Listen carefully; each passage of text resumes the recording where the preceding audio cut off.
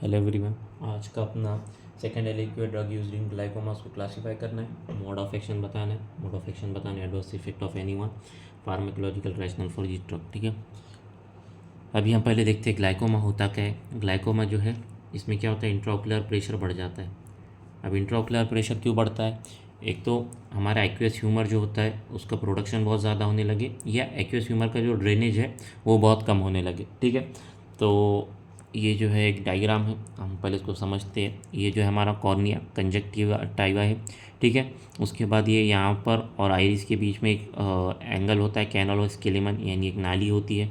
ठीक है, और ये हमारा प्यूपिल और लेंस। ठीक है, और ये लेंस जो है सिलियरी मसल सिलियरी बॉडी से कनेक्ट है। ठीक है ना, तो एक्वेस ह्यूमर क्या होता है, यहाँ होता है।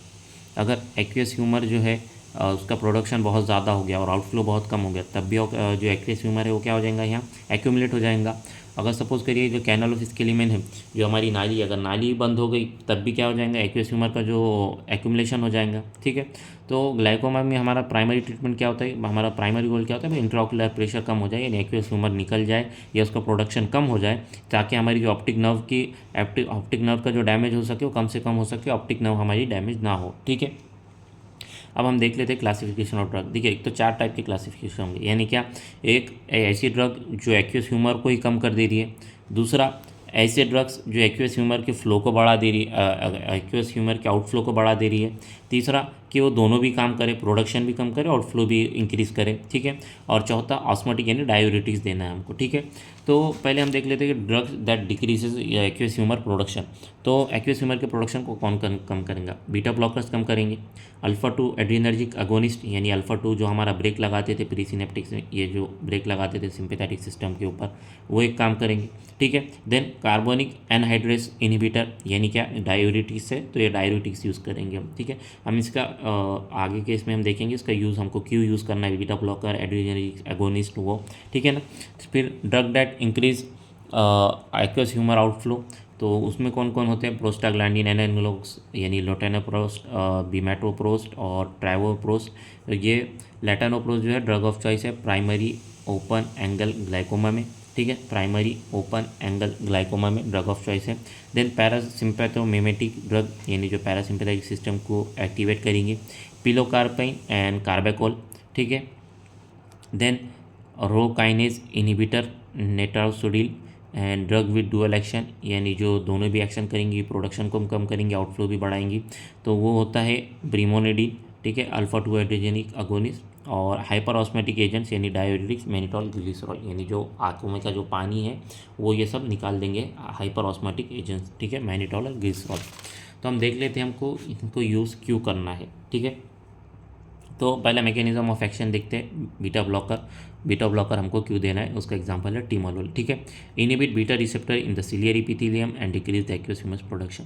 तो पहले तो देखिए एक्वेस ह्यूमर जो है इसका प्रोडक्शन, यानी एक्वेस ह्यूमर बनता कैसे? एक्वेस ह्यूमर किससे बनता है? ब्लड से बनता है। ठीक है ना, अब हम क्या चाहते हैं कि भाई एक्वेस ह्यूमर का प्रोडक्शन कम हो जाए, वो बने ना, तो हमको क्या करना पड़ेगा, ब्लड को आने से रोकना पड़ेगा। यानी पहले जैसे कि सपोज़ करिए, पहले एग्जाम्पल के तौर पे जैसे कि 100 ml ब्लड आ रहा था, तो हमने चाहते कि भाई 100 ml ब्लड आए, इसलिए हम क्या करेंगे उसको, यानी जिस वेसल से आ रहा था हम उसको नैरो कर देंगे, यानी क्या करेंगे, हम उसको वेसो कॉन्स्ट्रिक्ट कर देंगे, ताकि जो पहले 100 ml आ रहा था 100 ml ना आए, ब्लड आने में दिक्कत हो, यानी जो 40 या 50 ml ही आए। ठीक है ना, तो इसमें क्या करना है, हमको बीटा ब्लॉकर देना है। बीटा ब्लॉकर क्यों देना है? जैसे बीटा 2 हमको पता है, बीटा 2 क्या करता, बीटा 2 करता वेसोडाइलेशन। ठीक है, तो हम नहीं चाहते कि भाई वेसोडाइलेशन हो, यानी और ज़्यादा ब्लड आए, तो हमको क्या करना है, इसको ब्लॉक करना है। अगर बीटा 2 ब्लॉक हो गया तो क्या हो जाएगा, वेसो कंस्ट्रिक्शन हो जाएगा। तो वेसो कंस्ट्रिक्शन हो गया तो ब्लड आएगा क्या, उतना नहीं आएगा। ठीक है, यानी अब जो पहले ब्लड आ रहा था अब उतना ब्लड आएगा क्या, नहीं, उससे कम आएगा ब्लड। ठीक है, देन अल्फा 2 एड्रीनर्जिक अगोनिस्ट। अब ये क्या है, अल्फा 2 हमको पता है ये प्री सिनेप्टिक मेम्ब्रेन के ऊपर होता है और ब्रेक के जैसा काम करता है नॉन एड्रीनलिन के लिए। ठीक है, तो अब हमको असल में जो नॉन एड्रीनलिन है, यानी अगर नॉन एड्रीनलिन सीक्रेट नहीं होगा, यानी सिंपैथेटिक सिस्टम एक्टिवेट नहीं होगा, तो हमको सिंपैथेटिक सिस्टम को एक्टिवेट क्यों नहीं करना है? तो देखिए एक चीज़ समझिए, जो हमारा सिंपैथेटिक सिस्टम है वो क्या करता है, यहाँ गलत हो गया, मिडियासिस करता है। ठीक है,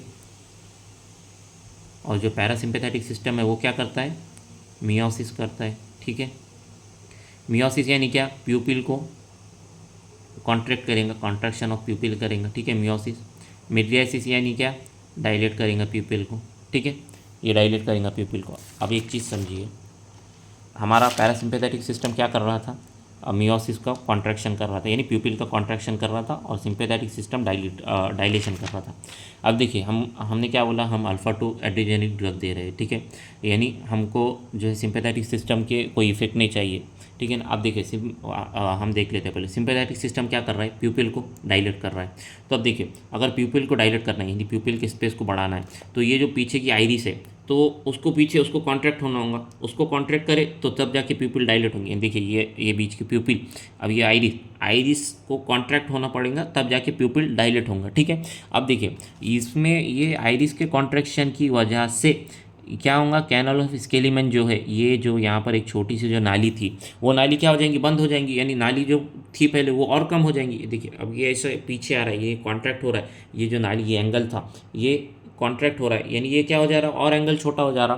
तो जिसकी वजह से हमारा एक्वेस का जो आउटफ्लो है, एक्वेस ह्यूमर का आउटफ्लो, वो क्या हो जाएंगे, और कम हो जाएंगे, और रुक जाएंगे, नाली बंद हो जाएंगी। इसलिए हमको क्या करना है, जो हमारा प्यूपिल है उसको डायलेट नहीं करना है। अब प्यूपिल को डायलेट कौन करता है, सिंपैथेटिक सिस्टम, इसलिए हमको जो है ना सिंपैथेटिक सिस्टम को ब्लॉक कर देना है, ताकि जो है प्यूपिल डायलेट ना हो, प्यूपिल डायलेट ना हो, जिसकी वजह से क्या वो जो हमारा जो नाली है कैनल ऑफ स्केलीमन वो ब्लॉक ना हो। इसलिए हमको क्या करना है, सिंपैथेटिक सिस्टम को ब्लॉक करना है, ठीक है। ओके, इसलिए हम अल्फा 2 एड्रेनर्जिक अगोनिस्ट देते हैं ब्रिमोनिडीन। ये क्या करता है, decrease aqueous humour production by reducing sympathetic outflow, यानी जो आउटफ्लो होता है उसको ये decrease the aqueous humour production by reducing sympathetic outflow and also increase the यूओ sacral outflow. ये यूओ सैक्रल आउटफ्लो क्या होता है, ये होती है एमरजेंसी वाली नाली, ठीक है। कैनल ऑफ स्केलीमन क्या होती है, वो एक नाली होती है, लेकिन ये यूओ सैक्रल जो होती है वो एमरजेंसी में ही खुलती है, बस एमरजेंसी वाली नाली, एमरजेंसी कैनाल, ठीक है। ये क्या होंगे, सिर्फ एमरजेंसी में ही खुलेंगी। कार्बोनिक अनहाइड्रेस इनिबिटर, ये भी क्या होता है, ये हमारा डाययूरेटिक होता है, एग्जाम्पल है dorzolamide. Inhibit carbonic anhydrase enzyme in the ciliary body epithelium, decrease bicarbonate production and thereby aqueous humour secretion. यानी बेसिकली कार्बोनिक अनहाइड्रेस इनिबिटर आप इतना याद रखिए, जो अंदर का पानी है वो पानी निकाल के ला लेगा बाहर, ठीक है। क्योंकि ये क्या होता है, डाययूरेटिक्स होता है, और डाययूरेटिक का काम ये होता है कि जो भी पानी है, जैसे सपोज करिए ये हमारी आई की वेसल है और ये हमारा यहाँ बहुत सारा एक्वेस ह्यूमर जमा हो चुका है, तो ये डाययूरेटिक्स का काम ही क्या होता है, ये जो पानी है उसको क्या करना, ब्लड वेसल में ला के छोड़ देना। तो कार्बोनिक अनहाइड्रेस इमिडिएटर यही काम करता है कि जो भी पानी है वो उसको ब्लड वेसल में ला के छोड़ देगा, यानी फिर उसके वजह से क्या हो जाएगा, इंट्राओकुलर प्रेशर कम हो जाएगा, ठीक है। देन प्रोस्टाग्लैंडिन एनालॉग्स, लेटानोप्रोस्ट, ये हमारा ड्रग ऑफ चॉइस किस में होता है, प्राइमरी ओपन एंगल ग्लाइकोमा। देखिए ग्लाइकोमा के दो टाइप होते हैं, क्या, ग्लाइकोमा ग्लाइकोमा जो भी है उसके दो टाइप होते हैं, एक ओपन दूसरा क्लोज। ओपन यानी क्या है, जो हमारा एंगल है कैनल ऑफ स्केलीमन वो ओपन है, यानी वो ओपन, और अगर वो एंगल क्लोज हो गया तो वो क्या हो जाएगा, क्लोज ग्लाइकोमा, बस वही है। प्राइमरी ओपन एंगल ग्लाइकोमा में क्या होगा, हमारा जो कैनल ऑफ स्केलीमन है वो ओपन है, यानी एक्वेस ह्यूमस का प्रोडक्शन बहुत ज़्यादा हो गया, लेकिन जो नाली है वो अभी भी ओपन है, ठीक है। Increase uveoscleral outflow by remodelling the extracellular matrix in the ciliary muscles. Basically ये क्या करेगा, यूओसैक्रल आउटफ्लो को बढ़ा देगा, यानी क्या, जो इमरजेंसी वाली नाली है उसको बढ़ा देगा। देखिए एक्वेस ह्यूमस का प्रोडक्शन बहुत ज़्यादा है, तो ये जो पीजी एनालॉग क्या कर रहे हैं, हमारा कैनल ऑफ स्केलेमन तो काम कर ही रहा है, साथ में साथ इन्हें क्या कर रहे हैं, ठीक है। अगर एक्वेस ह्यूमस का प्रोडक्शन बढ़ रहा है ना, तो पीजी एनालॉग्स क्या करेंगे, और एक तो कैनल ऑफ स्केलेमन से भी हमारा एक्वेस ह्यूमस ड्रेन हो रहा था, लेकिन ये क्या करेंगे, इस नाली को, इमरजेंसी वाली नाली को भी ओपन कर देंगे, ताकि जो एक्सिस एक्वेस ह्यूमर है वो भी निकल जाए, ठीक है। देन पैरासिम्पैथोमिमेटिक, यानी हमको क्या करना है, पैरासिम्पैथेटिक सिस्टम को एक्टिवेट करना है। तो पैरासिम्पैथेटिक सिस्टम को क्यों एक्टिवेट करना है, क्योंकि मियोसिस करेगा, यानी मियोसिस आई का प्यूपिल का मियोसिस करेगा, यानी कॉन्ट्रैक्शन करेगा, कॉन्ट्रैक्शन करेगा तो जो कैनल ऑफ स्केलेमन है वो और थोड़ा वाइड होगा, थोड़ा सा ब्रॉड होगा, ठीक है, वो थोड़ा सा इंक्रीज होगा, नैरो नहीं होगा। तो उसका एग्जाम्पल है पिलोकार्पिन, जो प्यूपिल में काम आता है। Stimulate muscarinic receptor in the iris sphincter and ciliary muscles enhancing trabecular outflow, यानी वही बेसिकली वो जो आउटफ्लो है वो इंक्रीज हो जाएगा, एंगल जो है ब्रॉड हो जाएगा, ठीक है। Rho kinase inhibitor increase trabecular cellular contraction fibrosis in the trabecular meshwork, यानी जो ट्रेबिकुलर मेशवर्क कहाँ होता है पता है क्या, ये होता है, ये जो कैनल ऑफ स्केलेमन है और ये हमारा प्यूपिल, तो ये जो होता है ये यहाँ पर होता है ट्रेबिकुलर सेलुलर कॉन्ट्रैक्शन और ये ट्रेबिकुलर मैशवर्क। तो ये क्या करेंगे, इसके काम को बढ़ा देंगे ताकि जो हमारी नाली है वो आसानी से काम कर सके, ठीक है। Increase trabecular cellular contraction and fibrosis in the trabecular meshwork. Then hyperosmotic agents, mannitol increase plasma osmolarity drawing fluids. ये क्या करता है, फ्लूइड को निकालता है फ्रॉम द आई, दस रिड्यूसिंग इंट्राओकुलर प्रेशर। बेसिकली वही बात थी। एंड देन उसके बाद हम देख लेते हैं एडवर्स इफेक्ट क्या होती है।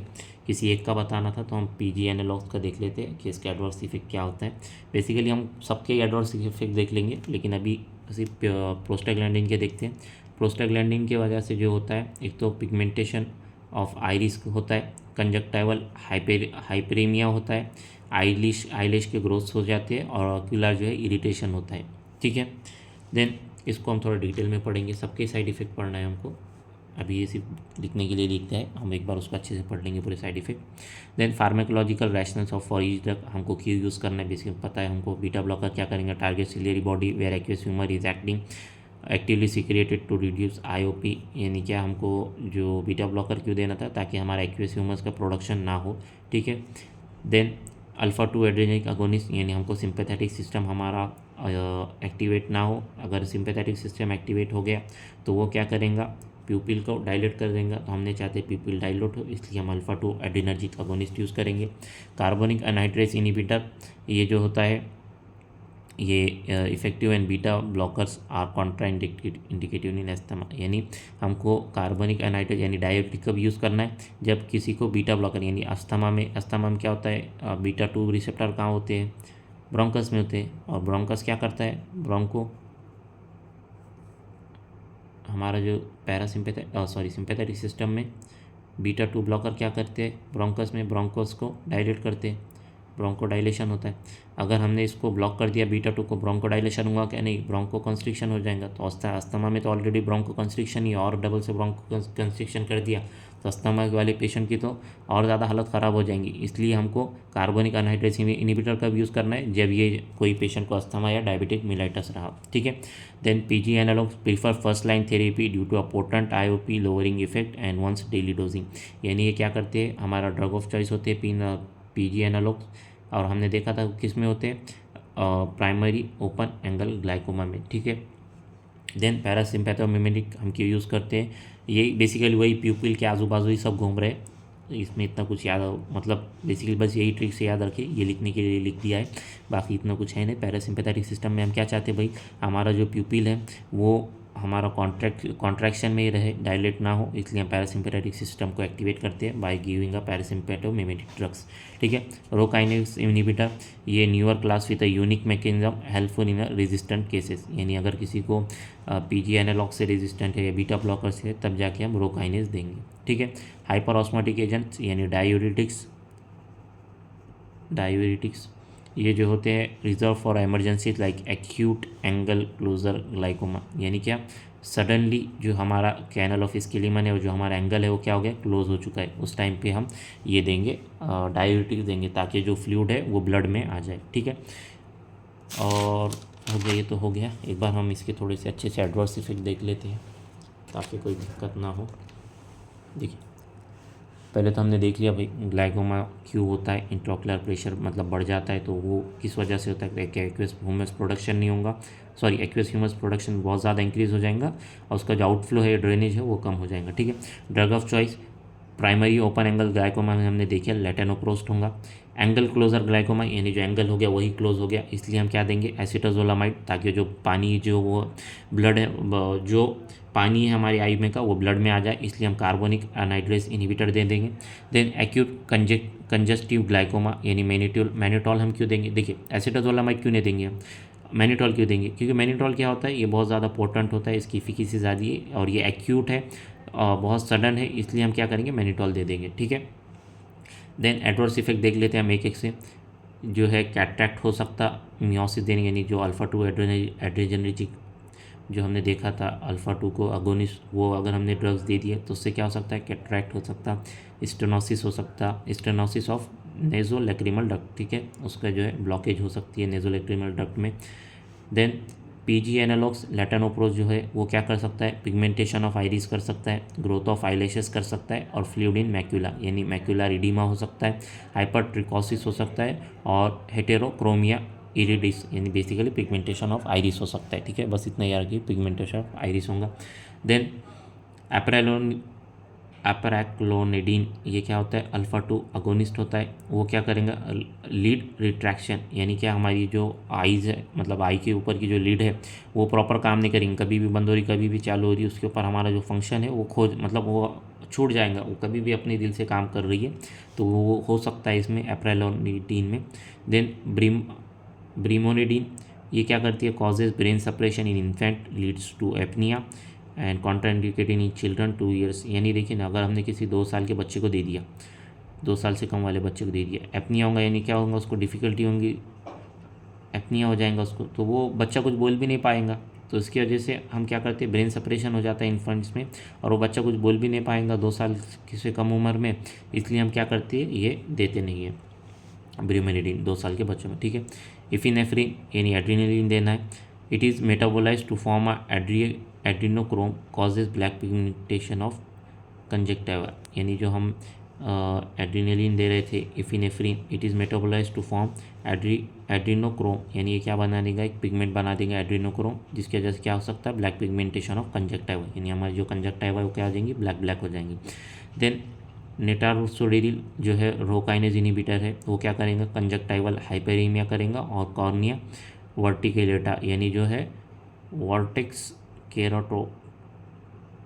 केराटोफैथी उसका नाम है, पता नहीं, कॉर्निया वेट्रिकल, बेसिकल बस इतना याद रख लीजिए, कंजक्टाइवल हाइपरेमिया हो जाएंगे। ठीक है, और कुछ बचा है कि इसमें हम एक बार देख लेते हैं, एंगल क्लोजर टाइपोमा यानी नैरो मेशो ट्रिपर के आइरिस के ऊपर। अच्छा, बहुत स्लो ड्रेनेज होता है, तो फ्लूइड का क्लोज एंगल ग्लाइकोमा में एंगल कंप्लीट ब्लॉक हो जाएंगे। ठीक है, एंगल क्लोजर ग्लाइकोमा में क्या होगा, एंगल नैरो हो जाएगा। क्यों, क्योंकि मैशुअर ट्रैबिकुलाई जो है आइरिस के ऊपर आ जाते हैं, जो हमारी आइरिस होती है ये आइरिस के ऊपर आ जाएंगे पूरा ट्रैबिकुलर, जिसकी वजह से क्या हो जाता है, एंगल ब्लॉक हो जाता है। ठीक है, और एक बार हम ये चार्ट देख लेते हैं कि सर ने कैसा बताया। 2 टाइप, एक सिक्रीशन ऑफ एक्यूअस ह्यूमर कम करेगा यानी प्रोडक्शन, और दूसरा आउटफ्लो बहुत ज़्यादा इंक्रीज हो जाएगा। तो इसके भी 2, एक तो अल्फा अगोनिस्ट दे सकते हैं, बीटा ब्लॉकर्स दे सकते हैं, कार्बोनिक अनहाइड्रेज इनिबिटर दे सकते हैं, ऑस्मोटिक डायोटिक दे सकते हैं। ठीक है, इंक्रीज आउटफ्लो ऑफ एक्यूअस में कौन कौन दे सकते हैं, ट्रेबिकुलर आउटफ्लो बढ़ाने के लिए माइटोटिक्स यानी पिलोकार्पिन दे देंगे, फाइसोस्टिगमिन दे देंगे, नेट्रासोडिल दे देंगे। ठीक है, देन मियोटिक्स दे देंगे। देन इंक्रीज यूओसैक्रल आउटफ्लो यानी क्या, PGF2 अल्फ़ा, लेटेनोप्रोस्ट और बीमेटोप्रोस्ट दे देंगे। प्राइमरी ओपन एंगल ग्लाइकोमा में ड्रग ऑफ चॉइस होते हैं। माइटोटिक्स के वजह से जो हमारा कैटरेक्ट यानी जो हमारे पैरासिम्पैथेटिक सिस्टम होता है, हमको उसको एक्टिवेट करना है, तो उसमें कैटरेक्ट और स्टेनोसिस हो सकता है। तो आई होप आपको समझाऊँगा। So thank you.